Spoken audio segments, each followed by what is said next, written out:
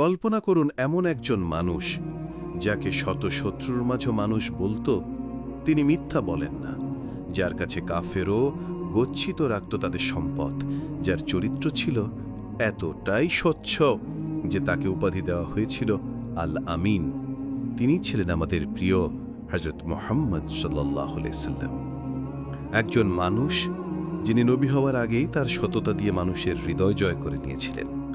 আজকের এই ভিডিওতে আমরা জানব এমন 3টি বাস্তব ঘটনা যা আমাদের বুঝিয়ে দেবে কেন বিশ্ব আজও তাকে সত্যবাদিতার অমর প্রতীক বলে স্মরণ করে। চলুন শুরু করা যাক। একবার এক ব্যক্তি এক পাথরের নিচে তার সোনা ও রূপা গচ্ছিত রেখে মক্কা ছেড়ে যান। যাবার আগে তিনি মুহাম্মদ সাল্লাল্লাহু আলাইহি ওয়াসাল্লামের কাছে তা গোপনে দিয়ে বলেন, হে মুহাম্মদ, আমার এই আমানত আমি কেবল তোমার হাতে তুলে দিচ্ছি, কারণ তুমি কখনো মিথ্যা বলো না। বছর খানেক পর সেই ব্যক্তি ফিরে এলে মুহাম্মদ সাল্লাল্লাহু আলাইহি ওয়াসাল্লাম তার গচ্ছিত সম্পদ এক বিন্দুও কম না রেখে ফিরিয়ে দেন। তখন লোকটি বলেছিল, আমি বহু দেশে ঘুরেছি, বহু ব্যবসায়ীর সাথে লেনদেন করেছি, কিন্তু মুহাম্মদের মতো বিশ্বস্ত আর কেউ দেখিনি।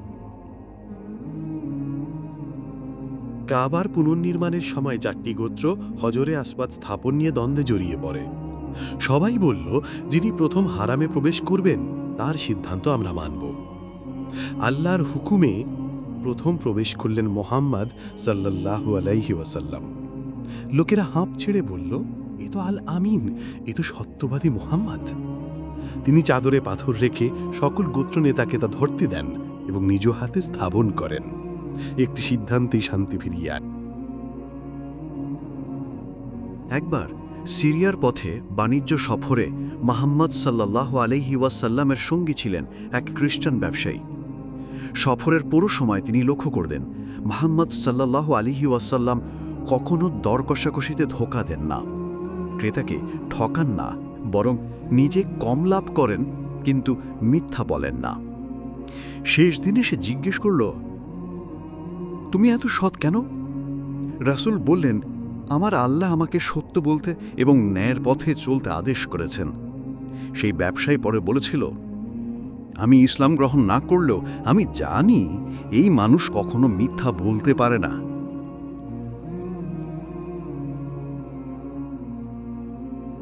সত্যবাদীরা আজ হারিয়ে যেতে বসেছে, কিন্তু আমাদের সামনে এখনো এক উজ্জ্বল দৃষ্টান্ত রয়ে গেছে, রাসূলুল্লাহ সাল্লাল্লাহু আলাইহি ওয়াসাল্লাম। তিনি শুধু একজন নবী নন, তিনি মানবতার আদর্শ। আজকের তরুণ, ব্যবসায়ী, নেতা সবার জন্যই তার জীবনের শিক্ষা হলো, সততা হারালে বিশ্বাস হারায়, আর বিশ্বাস হারালে সবকিছু হারিয়ে যায়। বন্ধুরা, যদি আপনি সত্যকে ভালোবাসেন, সততার পথে হাঁটতে চান, তবে রাসূল সাল্লাল্লাহু আলাইহি ওয়াসাল্লামের জীবন আপনাকে পথ দেখাবে। ভিডিও ভালো লাগলে লাইক দিন, বন্ধুদের সাথে শেয়ার করুন এবং ইসলামিক সত্য কাহিনী আরও জানতে আমাদের চ্যানেল সাবস্ক্রাইব করতে ভুলবেন না। আসসালামু আলাইকুম ওয়া রাহমাতুল্লাহ।